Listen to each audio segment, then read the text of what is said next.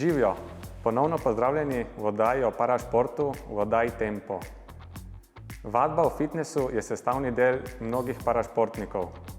Tudi sam poleg treningov na kolesu izvajam pomembni del priprav v fitnesu, kjer imam posebej prilagojen program moji disciplini. Danes me je v telovadnico na svoj trening povabila nekdanja vrhunska parašportnica Tanja Cerkvenik. Kakšno vadbo mi je pripravila, še ne vem. Vem pa, kaj smo vam pripravili mi za današnjo oddajo. Na treningu smo obiskali ambasadorja programa Postani športnik, gluhega teniškega igralca Marina Kegla. Predstavljamo vam utrip letošnjega dne s parašportniki, predstavitev košarke na vozičkih na Olimpijskem festivalu in Toyotin tek Bodi aktiven po ljubljanskih ulicah. Oddajo pa začenjamo v družbi paralimpike Tanje Cerkvenik. Danes je v moji družbi nekdanja atletinja Tanja Cerkvenik. Tanja, živijo! Čau, čau. Nekoč uspešna atletinja, metala si kopje. Kaj bo danes? Zakaj smo danes tukaj? Danes je pa v mojem novem športnem svetu, funkcionalna vadba, ne vem, če poznaš. Ne. No, jaz bi bila pa zelo vesela, ker ti ne bi razlagala nekaj na dolgo po široko, ampak da bi še kar pokazati, kako to Da probamo, tako da... Ja, če si za? Ja, itak. Super.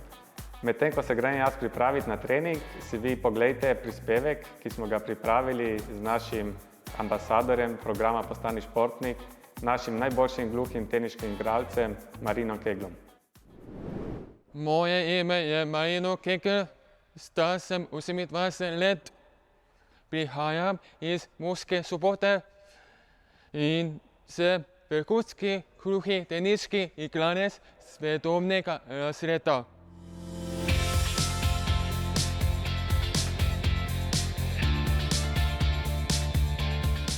Marino Kegl je tenis poznal kot 8-letni fantič.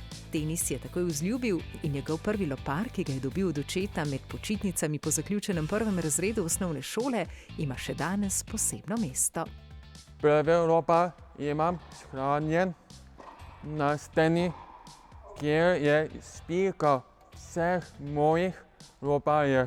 Tenis je bil ljubezen na prvi pogled. Igra tenisa se je zanj začela kot sproščena zabava. Ko pa so otroci med seboj začeli tudi tekmovati, je Marino spoznal, da v igri ni konkurenčen. Zaradi popotne gluhote sploh nisem imel ravnotežja in nisem smogel obvladovati telesa. Moji kipi so bili nekoordinirani. Ko je brez rešitve, kako premagati svoj prirojeni hendikep, že skoraj obupal in prenehal s treningi, mu je v pomoč pristopil oče, ki je že, ko je bil še sam športnik, sicer košarkar, rad iskal in razvijal nove pristope k treningu. Ja, največja težava je vsekakor ravnotežje, orientacija, občutek za prostor, se pravi, in pa eksplozivnost. Kar vidimo na njem, to je več ali manj vse priučeno. Nadomeščamo zvočno informacijo z možgane. Tile obvode so najbolj zanimive. In se pravi, cilj je isti, samo pot je precej drugačna kot pri slišečem. Obdobje učenja z razumom preučiti se stvari, ki so za večino ljudi povsem naravne, je bilo najtežje, pravi Marino. In tudi na tej točki bi lahko obupal, če ljubezen do tenisa ne bi bila tako močna. Zdaj je za trdo delo nagrajen in v tenisu uživa.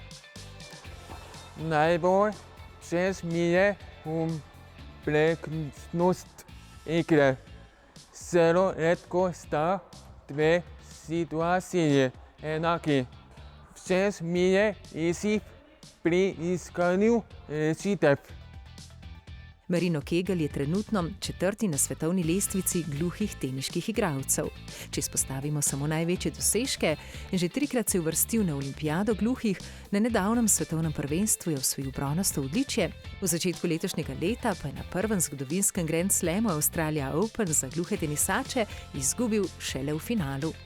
Tako v začetku prihodnjega leta se podaja na svoj drugi nastop na Australia Open v Melbournu.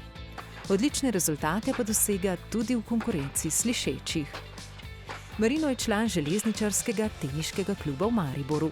kjer ne samo da trenira, ampak je tudi pomemben člen kluba. Je absolutno vrhunski igralec v svoji kategoriji, kar pričajo njegovi rezultati. On je reden član naše članske ekipe in pravzaprav nepogrešljiv člen, absolutno profesionalec, vsak dan pripravljen trdo delati. Z očetom, ki je njegov glavni trener, sta utečen tandem, ki krmari v iskanju športnih in poslovnih rešitev. Še vedno pa sta tudi oče in sin. Seveda se večkrat skregava, občasno ga tudi odpustim. Vse skupaj traja nekaj minut. Kot trener sem vsekakor ponosen na njegove rezultate. Kot oče sem ponosen na svojega sina. Najbolj sem ponosen na njega kot človeka. Ponosen sem na to, kaj je Marino dosegel. Moj moto pa je nikoli ne obupaj. Jezus ti bo pokazal pot do luči. In prav duhovnost je tista, ki mi je pomagala premagati marsikatero težavo ali dvom. Marino je že zgodaj našel svojo športno ljubezen, jo zaradi gluhote skoraj opustil, a potem z vztrajnostjo in trdim delom v sodelovanju z očetom postal zmagovalec. Zmagovalec svoje osebne športne poti, ob tem pa tudi zmagovalec marsikaterega tekmovanja. Moje sporočilo vsem, predvsem mladim je: ukvarjajte se s športom. Trenirajte, veliko dela je potrebno, pridejo časi, ko ni uspehov in ne motivacije. To naj vam bo izziv. Dragi starši, podpirajte in usmerjajte svoje otroke. Nekoč vam bodo hvaležni.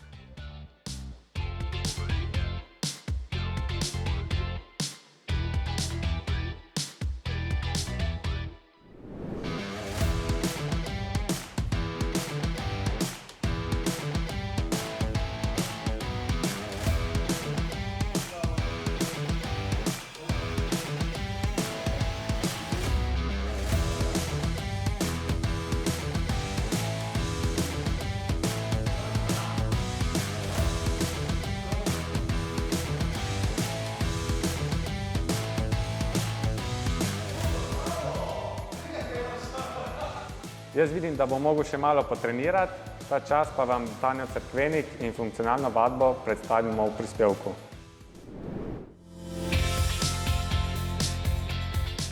Tanjo Cerkvenik šport spremlja že od mladih let. Je nekdanja odlična najprej atletinja in kasneje paraatletinja. Njena glavna disciplina je bila met kopja, vzporedno pa je tekmovala tudi v metu krogle. Odlični športni rezultati so jo dvakrat popeljali na Paralimpijske igre. Leta 2008 v Peking in leta 2012 v London. Po zaključku kariere vrhunske parašportnice pa so se začele odpirati mnoge druge športne poti in športne ljubezni. Trenutno najljubša ji je funkcionalna vadba. Odkrivam svoje telo na novo, koliko je v bistvu moje telo sposobno, kljub temu, da imam poškodovano hrbtenico. Trebušne mišice sem ogromno ojačala v bistvu, ramenske obroče, delam na ravnotežju, na stabilizaciji. Nikoli si nisem mislila, da bom lahko po vrvi plezala, pa zdaj to delam. V bistvu res uživam v tem, kar delam. Tole funkcionalno vadbo, v bistvu to sem spoznala še eno leto nazaj in sem čisto navdušena. In mi je žal v bistvu res, da nisem že prej tega športa vključila v bistvu, ko sem se še za letko ukvarjala, v del treningov.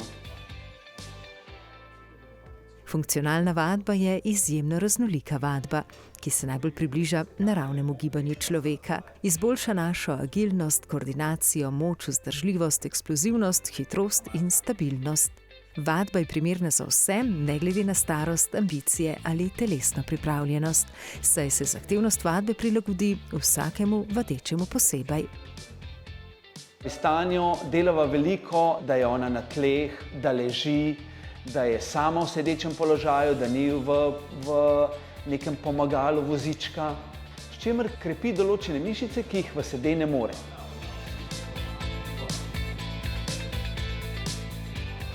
S to funkcionalno vadbo, s temi vajami, ki jih tukaj v bistvu delam, je moja rehabilitacija, kljub temu, da po 20 letih dobila, zdaj nadgradno, ker so mi stvari, ki sem jih v bistvu že prej izvajala sama, zdaj to delam lažje.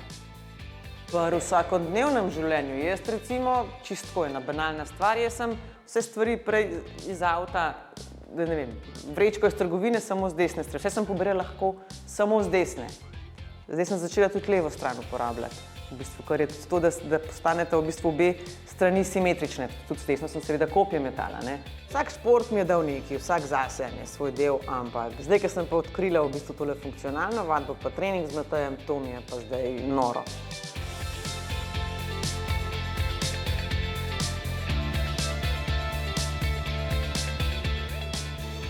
Vsak trening pride motivirana, kot da gre jutri na olimpijske igre. Veseli se treninga, pošilja mi slike, pošilja mi srčne utripe, pošilja mi svoje občutke. Tako da Tanja je človek, ki si ga lahko vsak trener samo želi na treningu. In verjamem, da bo prišla še daleč. Cilj moj je, in od Mateja, da gremo na tekmo. Na tekmah v funkcionalni vadbi, ki se odvijajo pod imenom CrossFit, lahko tekmujejo tudi paraplegiki. Vendar pri nas v tej kategoriji še ni konkurence. Tekmovala bom seveda sama s sabo, dokler se v Sloveniji ne bo pojavil še kakšen junak, ki se bo v bistvu odločil, da bo to probil z mano kot športnik paraplegik oziroma invalid. Tekme so posebna začimba in dodajo še nekaj motivacije za vadbo, ki pa je Tanji že tako in tako ne manjka. Šport je life, šport je užitek, to je v bistvu meni šport, da meni boljšega, ko grem v službo in ko vem, da bom prišla domov, ne vem, ali da bom šla na kolo, ali da me čaka trening po službi, ali da me v torek čaka košarka, ali da grem lahko v soboto na Rožnik. Šport, to je to, no, to je življenje. Jaz si brez tega ne predstavljam res neživotno. Tako je v bistvu dosti zanimiv. Jaz kot športnica, torej pred poškodbo, jaz sem sicer mula bila pač najstnica, ne? Sem imela rada šport, sem se pač ukvarjala športom, trenirala aktivno vse, ampak ga nisem tako dojemala, kot ga dojemam v bistvu po poškodbi. Moj športno življenje je ful bolj kvalitetno, kar sem na invalidskem vozičku. Žal, moram si sama sebi priznati, da bi se metala pesek oči, se prej sem in tekla in vse, ampak več kvalitete, več duše dam zdaj v bistvu, več sebe dam v športu.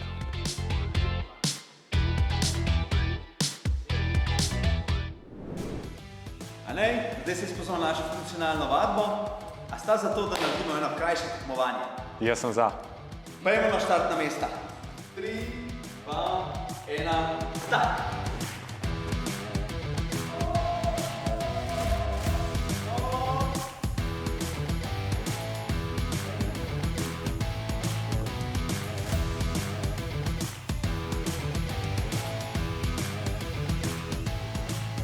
Bravo, to, super vam je šlo.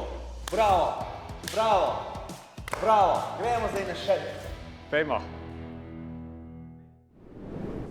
V nadaljevanju oddaje pa želimo z vami podeliti še nekaj dogodkov, ki so se zgodili še v okviru Evropskega tedna športa.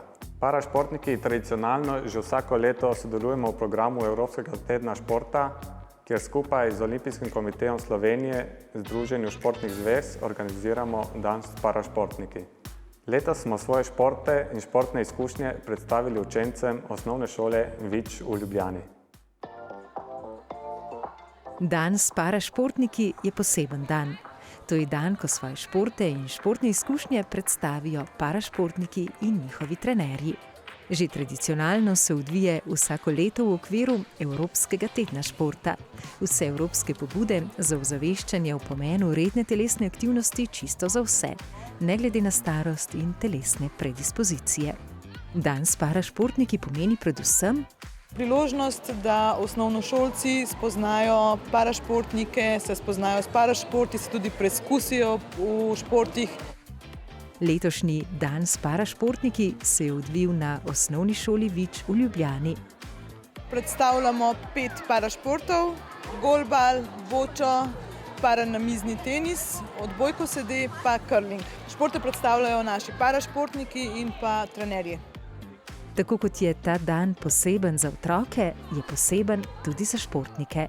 Meni se zdi to en res super projekt, da predstavimo, da v bistvu lahko tudi mi pač igramo oziroma se ukvarjamo športi, ne samo z enim, ampak z različnimi športi in da se v bistvu lahko kjerkoli šport praktično prilagodi neki oviranosti. Otroci so se z velikim veseljem preizkusili v vseh 5 predstavljenih parašportih. Meni je bila ta odbojka v sede, pa ta namizni tenis. Drugače je bilo pa tudi vse ostalo ful zanimivo. Najbolj zanimivo mi je bilo ping-pong. Bilo je zabavno, pa tudi malo že znamo, pa je fajn.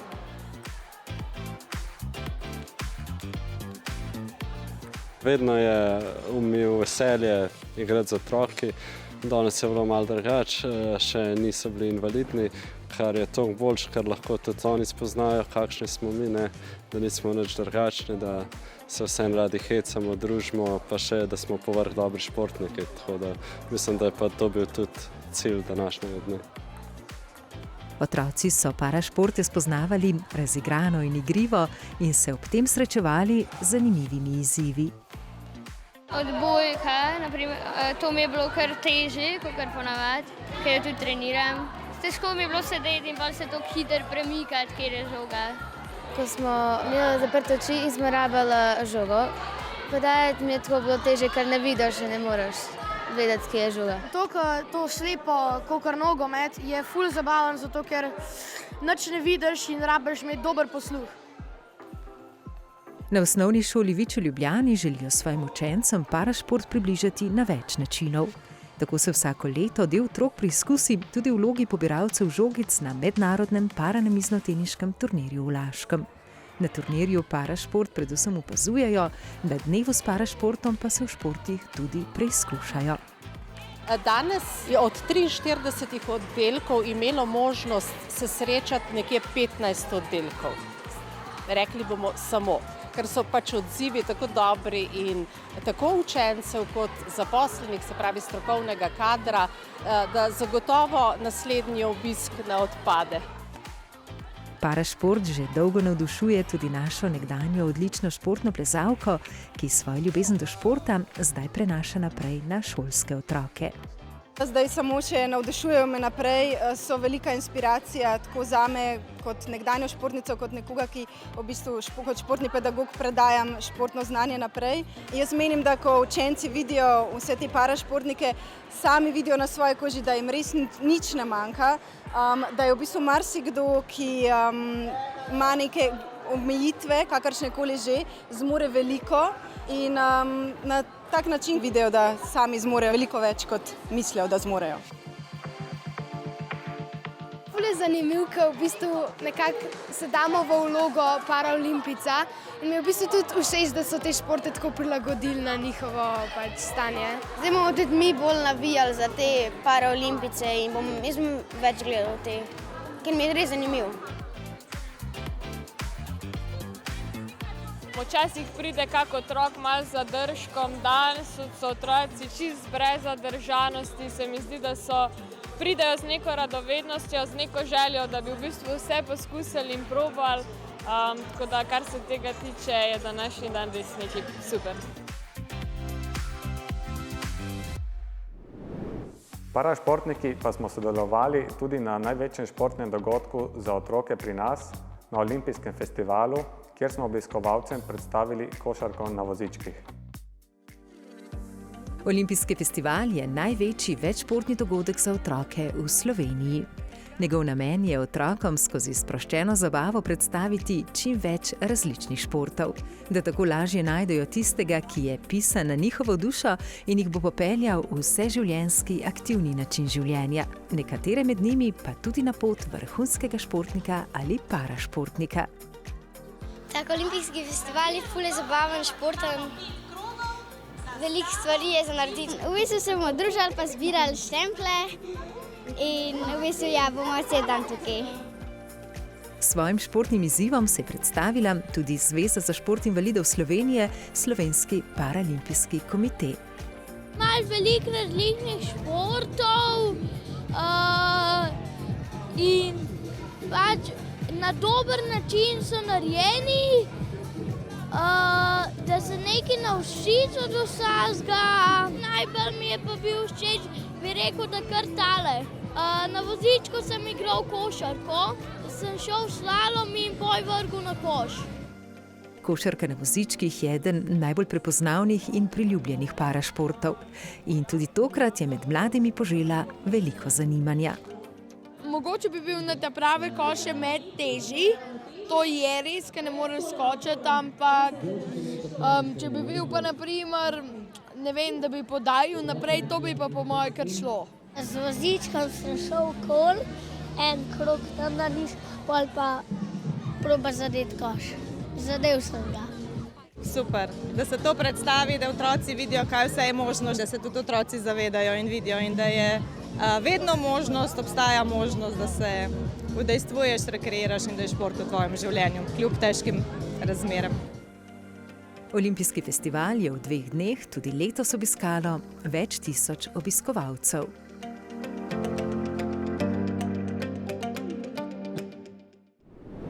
V času olimpijskega festivala pa je v centru Ljubljane potekal tudi Toyotin tek Be Active oziroma Bodi aktiven. To je tek, kjer ni pomembna štoperica, ampak ljubezen do teka in da si v dobri družbi. Teka sem se udeležil tudi sam, seveda na svojem ročnem kolesu. Izbral sem pot, ki je popeljala na Ljubljanski grad. In tu je nekaj utrinkov iz tega lepega tekaškega dogodka.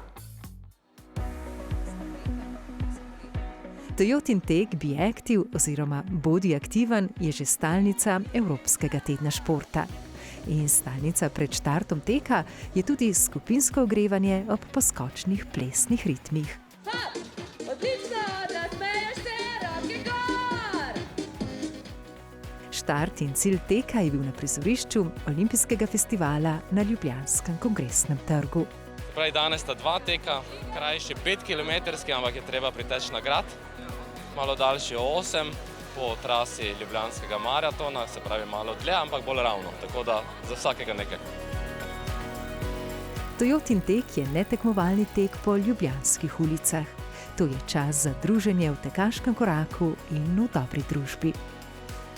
Tole naredimo tetle trening 8 km, prišli smo iz Velenja, malo da pogledamo, kaj se tu dogaja, ne?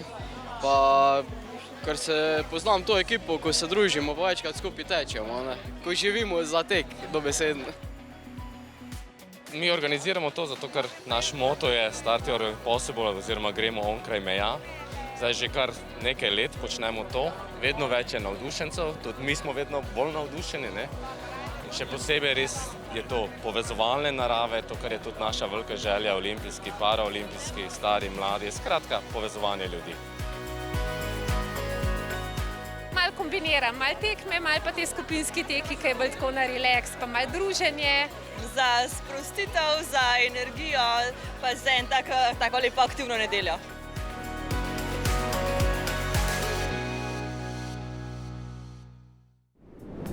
Preden pa se od vas poslovimo do prihodnjega meseca, pa skupaj pobrskamo še po naših spletnih vsebinah.